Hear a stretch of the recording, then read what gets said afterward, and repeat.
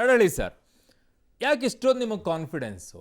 Mathematics ಹೇಳ್ತಾ ಇದ್ದೀರಾ ನೀವು, ಅದನ್ನ ವೋಟ್ ಶೇರಿಂಗ್ ವಿಚಾರದಲ್ಲಿ ಹೇಳ್ತಾ ಇದ್ದೀರಾ, ನೀವೆಲ್ಲ ಹೇಳ್ತಾ ಇದ್ದೀವಲ್ಲ, ಮಂಡ್ಯ ಮತ್ತು ಮೈಸೂರು, ರಾಮನಗರ, ತುಮಕೂರು ಇವೆಲ್ಲ ಭಾಗಗಳ ವಿಚಾರದಲ್ಲಿ ಗ್ರಾಮಾಂತರಕ್ಕೂ ಬರುತ್ತೆ, ಆ ಕಡೆಗೆ ಆ ಲೋಕಸಭಾ ಕ್ಷೇತ್ರಗಳಿಗೂ ಹೋಗುತ್ತೆ.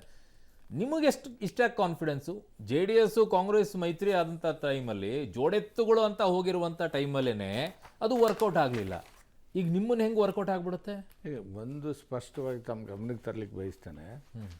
ಜನ ಅಸೆಂಬ್ಲಿ ಎಲೆಕ್ಷನ್ಗೆ ಥಿಂಕ್ ಮಾಡೋ ರೀತಿನೇ ಬೇರೆ, ಲೋಕಸಭೆಗೆ ಥಿಂಕ್ ಮಾಡೋ ರೀತಿನೇ ಬೇರೆ. ಪಾರ್ಶ್ಲಿ ಐ ಅಗ್ರಿ. ಒಂದು ಅಲ್ವಾ? ಆಮೇಲೆ ನೀವು ಕರ್ನಾಟಕದ ಇತ್ತೀಚೆಗೆ ನೀವು ತಗೊಂಡ್ರೆ ಬಹುತೇಕ ಚುನಾವಣೆಗಳಲ್ಲಿ ಅತಿ ಹೆಚ್ಚು ಸ್ಥಾನಗಳನ್ನು ಭಾರತೀಯ ಜನತಾ ಪಕ್ಷ ಕೊಟ್ಟಿದ್ದಾರೆ. ವಾಜಪೇಯಿ ಅವ್ರ ಕಾಲದಿಂದ ನಾನು ಹೇಳ್ತೇನೆ. ಕಳೆದ ಚುನಾವಣೆಯಲ್ಲಿ ಈಗ ಆಲ್ರೆಡಿ ಪ್ರೂವ್ಡ್ 2019ರಲ್ಲಿ 25ಗೆ 28ರಲ್ಲಿ 25 ಸೀಟನ್ನು ನಾವು ಈಗಾಗಲೇ ಗೆದ್ದಿದ್ದೇವೆ. ಒಂದು ನಮ್ಮ ಭಾರತೀಯ ಜನತಾ ಪಕ್ಷ ಸಪೋರ್ಟ್ ಮಾಡಿರ್ತಕ್ಕಂಥ ಮಂಡ್ಯ ಕ್ಷೇತ್ರನೂ ಕೂಡ ಆ ಸಂದರ್ಭದಲ್ಲಿ ನಾವು ಗೆದ್ದಿದ್ವಿ, 26 ಗೆದ್ದಿದ್ವಿ. ಕಾಂಗ್ರೆಸ್ ಗೆದ್ದಿದ್ದು 1, ಜೆ ಡಿ ಎಸ್ ಗೆದ್ದಿದ್ದು 1.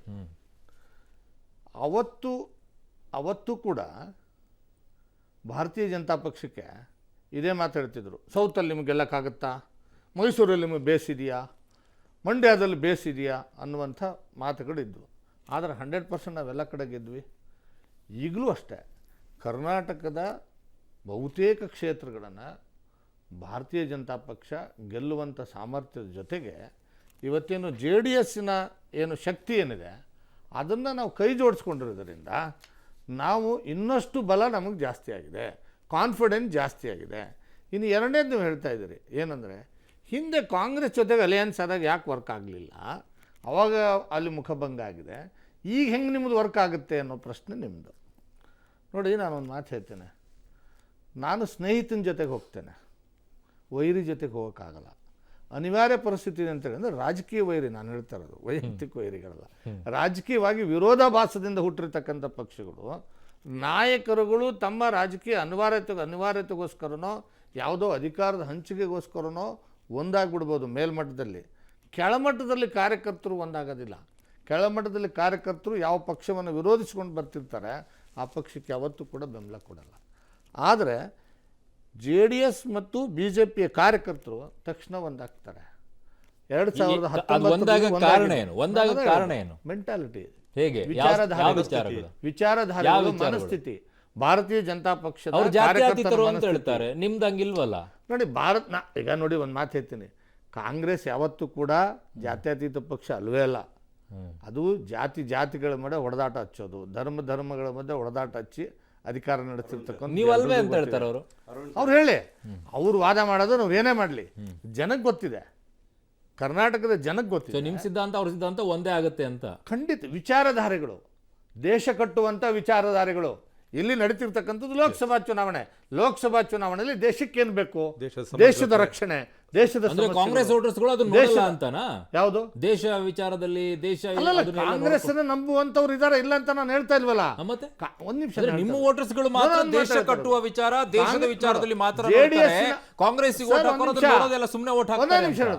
ಜನತಾ ಪಕ್ಷದ ಕಾರ್ಯಕರ್ತರು, ತಳಮಟ್ಟದ ನಾಯಕರುಗಳು ಯೋಚನೆ ಮಾಡುವಂಥ ರೀತಿ ಮತ್ತು ಭಾರತೀಯ ಜನತಾ ಪಕ್ಷದ ಕಾರ್ಯಕರ್ತರು ತಳಮಟ್ಟದಲ್ಲಿ ಯೋಚನೆ ಮಾಡತಕ್ಕಂಥ ರೀತಿ ಇಬ್ಬರಲ್ಲಿ ಹೊಂದಾಣಿಕೆ ಆಗ್ತದೆ. ಆ ದೃಷ್ಟಿಯಿಂದ ಅದು ಫೇಲ್ ಆಗಿದೆಯಲ್ಲ, ಆಲ್ರೆಡಿ ಎರಡು ಹೊಂದಾಣಿಕೆ ಫೇಲ್ ಆಗಿರೋದ್ರಿಂದ ಆಲ್ರೆಡಿ ಅದು ಫೇಲ್ ಆಗಿದೆಯಲ್ಲ. 2019ರಲ್ಲಿ ಫೇಲ್ ಆಗಿದೆ ಇಲ್ವಾ? ಪಾಯಿಂಟಿಗಾದ್ರೂ ಒಂದಿಷ್ಟು ಅಗ್ರಿ ಆಗಲ್ವಾ ಆ ವಿಚಾರ? ಸರ್, ಇವ್ರ ಪಾಯಿಂಟ್ಗೆ ಬರ್ತೀನಿ ಸರ್. 20 ತಿಂಗಳು ಸರ್ಕಾರ ಮಾಡಿದ್ರಲ್ಲ ಸರ್, ಯಾಕೆ ಸರ್ ಹೊಡೆದಾಯ್ತು? ನಾವೇನು ಹೋಗಿದ್ವಿ ಸರ್ ಸೆಂಟ್ರಲ್ಲಿ? ನಾವೇನು ಸುಮ್ಮನೆ ಇದ್ವಿ ಸರ್? ಧರ್ಮ್ ಸಿಂಗ್ ಕೈ ಕೊಟ್ಟುಬಿಟ್ಟು ತಗೊಂಡೋಗ್ಬಿಟ್ಟು ಯಡಿಯೂರಪ್ಪ ಪಂಚಾಯತಿಯಲ್ಲಿ ಜಾತಿ ರಾಜಕಾರಣ ಮಾಡಿದ್ರೆ ಏನು ಮಾಡಿ ಒಂದಾದ್ರು ಸರ್? 20 ತಿಂಗಳಾದ್ಮೇಲೆ ಜನತಾ ದಳ ಅಂತಕ್ಕಂಥದ್ದು BJPಗೆ ಸರಿಸಮನಾಗಿ ಹೊಂದಾಣಿಕೆ ಆಗ್ತಕ್ಕಂಥ ಪಕ್ಷ, ಯಾಕೆ ಸರ್ ಅಧಿಕಾರ ಕೊಡಲಿಲ್ಲ ಅವ್ರಿಗೆ? ಹೊಂದಾಣಿಕೆ ಏನು ಸಮಸ್ಯೆ ಆಗ್ಬಿಡ್ತು? ಕಾಂಗ್ರೆಸ್ ಬಂದಿರೋ ಕೆರೆ ಸುಮ್ಮನಿದ್ರ ಅಲ್ಲಿ ಯಾವನ್ ಹೇಳ್ದವನು ಜನ ಒಪ್ಪೋದಿಲ್ಲ, ಅಧಿಕಾರ ಲಾಲಸೆ, ಬಿಜೆಪಿಗೂ ಅಷ್ಟೇ JDSಗೂ ಅಷ್ಟೇ ಅಧಿಕಾರ ಲಾಲಸೆ ಬಿಟ್ಟರೆ ಬೇರೆ ಯಾವುದೂ ಇಲ್ಲ, ಯಾವ ಸೈದ್ಧಾಂತಿಕ ನಿಲುವುಗಳಿಲ್ಲ ಮಾತ್ರ ಹೇಳ್ತಾ ಇದ್ದೀನಿ. ಇವ್ರು ಮಾತಾಡ್ತಾರೆ ದೇಶದಲ್ಲಿ ನಾವು ಗೆದ್ವಿ ಅಂತೇಳಿ. ನೋಡಿ ಇವತ್ತಿನ ದಿವಸ ನಾವು ನೆಗೆಟಿವ್ ಅಲ್ಲಿ ಇರ್ಬೋದು ದೇಶದ ವಿಚಾರದಲ್ಲಿ ಬಂದಾಗ, ಬಟ್ ಈ ದೇಶದ ಇಲ್ಲಿರ್ತಕ್ಕಂಥ ಯಾವುದಾದ್ರು ಪಕ್ಷಕ್ಕೆ ಎಲ್ಲ 543 ಕ್ಷೇತ್ರಗಳು ಕಾರ್ಯಕರ್ತಿದ್ದಾರೆ ಅಂದರೆ ಅದು ಕಾಂಗ್ರೆಸ್ಗೆ ಮಾತ್ರ ಅಂತ ಹೇಳ್ತೀನಿ. ಸೋಲು ಗೆಲುವು ಏನಾದರೂ ಆಗ್ಬೋದು. ಇವ್ರು ಹೇಳ್ತಾರಲ್ಲ ಬಹಳ ಗೆದ್ದಿದ್ವಿ ಮಾಡಿದ್ವಿ ಅಂತ, ಇವ್ರಿಗೆ ಎಷ್ಟು ಬಂತು ದೇಶದಲ್ಲಿ ಓಟ್? ಇವರಿಗೆ 37% ಓಟ್ ಬಂದಿರತಕ್ಕಂಥದ್ದು. ಇವರು 37% ಓಟು ಅಂತಂದರೆ 63% ಜನ ಈ ದೇಶದಲ್ಲಿ ಅವ್ರಿಗೆ ವಿರೋಧ ಇದ್ದಾರೆ ಮಾತು ಹೇಳ್ತೀನಿ. ಅಂದರೆ ಅವ್ರು ಬೇರೆ ಬೇರೆ ಪಕ್ಷಗಳು ಡಿವೈಡ್ ಆಗಿರ್ಬೋದು ಪ್ರಾದೇಶಿಕ ಪಕ್ಷಗಳಲ್ಲಿ, ಅಂದ ಮಾತ್ರಕ್ಕೆ ಅವರೆಲ್ಲ ದೇಶಭಕ್ತರಲ್ವಾ? 37 ಒಂದು ನಿಮಿಷ ವೋಟಿಂಗ್ ಪರ್ಸೆಂಟೇಜ್ 100 ಇಲ್ಲ ಬಿಡಿ. ಓಟ್ ಆಗಿರ್ತಕ್ಕಂಥ ಒಂದು ನಿಮಿಷ ಸರ್, ಒಂದು ನಿಮಿಷ ಆಗಿರುವ ಓಟಲ್ಲಿ 37% ಮಾತ್ರ ಬಂದಿರತಕ್ಕಂಥದ್ದು. 63% ವಿರೋಧ ಆಗಿದ್ದಾರೆ. ಅವ್ರು ಒಗ್ಗೂಡ್ಲಿಲ್ಲ. ಯಾಕಂದ್ರೆ ಪ್ರಾದೇಶಿಕ ಪಕ್ಷಗಳ ಐಡೆಂಟಿಟಿನ ಇಟ್ಕೊಂಡಿರೋದ್ರಿಂದ, ಅದು ಡಿವಿಷನ್ ಆಗಿರೋದ್ರಿಂದ ಇವರು ಅಧಿಕಾರದಲ್ಲಿದ್ದಾರೆ. ಅಂದರೆ ಆ ಪ್ರಾದೇಶಿಕ ಪಕ್ಷಗಳಲ್ಲಿ ಗೆಲ್ತಲ್ಲ 63% ಓಟ್ ತಗೊಳ್ತಾರೆ. ಅವರೆಲ್ಲ ದೇಶಭಕ್ತರಲ್ವಾ? ಅವ್ರು ದೇಶಕ್ಕೋಸ್ಕರ ಕೆಲಸ ಮಾಡಿಲ್ವಾ? ಇವರೊಬ್ಬರೇ ದೇಶಭಕ್ತರ? ಯಾವ ನಾಚಿಕೆ ಮಾತನ್ನ ಮಾತಾಡ್ತಾರೆ ಇವರು? 37% ಮಾತ್ರ ಅವ್ರನ್ನ ಒಪ್ಕೊಂಡಿದ್ದಾರೆ ಈ ದೇಶದಲ್ಲಿ. ಓಟ್ ಆಗಿರೋ ಪರ್ಸೆಂಟೇಜಲ್ಲಿ 63% ವಿರೋಧ ಮಾಡಿದ್ದಾರೆ. ಅದು ತದ್ವಿರುದ್ಧವಾಗಿ ರಿವರ್ಸ್ ಆಗ್ತಕ್ಕಂಥ ಕೆಲಸಗಳು ತಿರುಗುವಣ ಬಹಳ ಹತ್ತಿರ ಇದೆ. 2024ರಲ್ಲಿ ಜೂನ್ 4ನೇ ತಾರೀಕು ಬಂದು ಇದೆಲ್ಲ ಡಿಬೇಟ್ ಮಾಡ್ತೀನಿ. ಕರ್ನಾಟಕದ ಮಟ್ಟಿಗೆ ಬಂದರೆ ಹೇಳ್ತಾ ಇದ್ದೀನಿ ಕೇಳಿ, JDS ಅಂತಕ್ಕದ್ದು ಕೇವಲ ಓನ್ಲಿ ಪವರ್ ಥರ್ಸ್ಟಿ ಪಾರ್ಟಿ. ಇವತ್ತು ಹೇಳ್ತಾ ಇದ್ದೀನಿ ಕೇಳಿ, ಅವ್ರು ಸಪ್ರೇಟಾಗಿ ಹೋಗಿದ್ರೆ 1 ಸೀಟು ಗೆಲ್ಲಲ್ಲ ಅಂತ ಗೊತ್ತು. They've taken a ventilator called BJP to survive in Karnataka state politics ಅಂತ ಮಾತು ಹೇಳ್ತೀನಿ. ಅಲ್ಲಿ ಚನ್ನಪಟ್ಟಣದಲ್ಲಿ ಜನ ಓಟ್ ಕೊಟ್ಟರು, ಅಲ್ಲೂ ಕೈ ಕೊಟ್ಬಿಟ್ಟು ಈಗ ಅಲ್ಲಿ ಮಂಡ್ಯಕ್ಕೆ ಹೋಗ್ಲಿಕ್ಕೆ ಹೊರಟಿದ್ದಾರೆ. ಬರಲಿ, ಮಂಡ್ಯಕ್ಕೆ ಸ್ವಾಗತ ಮಾಡ್ತೀವಿ, ಸವಾಲನ್ನ ಸ್ವೀಕಾರ ಮಾಡ್ತೀವಿ. ಗೆಲ್ಲುವುದು ಕಾಂಗ್ರೆಸ್ ಅಂತ ಹೇಳ್ತೀನಿ. ಯಾಕೆ ಅಂತಂದ್ರೆ ನಮ್ಮಲ್ಲಿರ್ತಕ್ಕಂಥ ಪರ್ಸೆಂಟೇಜ್ ಓಟ್ ವಿಚಾರ ತಗೊಂಡಾಗ ಅದು ಕಾಂಗ್ರೆಸ್ ಮಾತ್ರ ಗೆಲ್ಲಕ್ಕೆ ಸಾಧ್ಯ ಅಂತ ಹೇಳ್ತಾ ಇದ್ದೀನಿ. ಕಾಯಿಸ್ತೀನಿ, ಒಂದು ವಿರಾಮ ತಗೊಂಡು ವಾಪಸ್ ಬರ್ತೀನಿ. ಒಂದು ಮಾತನ್ನು ಹೇಳ್ತಾ ಇದ್ರು, ಅವ್ರು ಸರ್ವೈವ್ ಆಗಕ್ಕೆ ವೆಂಟಿಲೇಟರ್ ತಗೊಂಡಿದ್ದಾರೆ ಬಿಜೆಪಿ. ಅಲ್ಲ, ಅದನ್ನೇ ಬಿಜೆಪಿ ಅನ್ನುವಂಥ ವೆಂಟಿಲೇಟರ್ ತಗೊಂಡಿದ್ದಾರೆ ಅಂತೇಳಿ. 2018ರ ಚುನಾವಣೆಯಲ್ಲಿ 120ರಿಂದ 79 ಸೀಟ್ಗಳಿಗೆ ಬಂದಾಗ JDS ಅನ್ನುವಂಥ ವೆಂಟಿಲೇಟರ್ನ ಕಾಂಗ್ರೆಸ್ ಪಡ್ಕೊಳ್ತಾ ಗೊತ್ತಿಲ್ಲ ನನಗೆ, ಗೊತ್ತಿಲ್ಲ. ವಾಪಸ್ ಬರ್ತೀನಿ.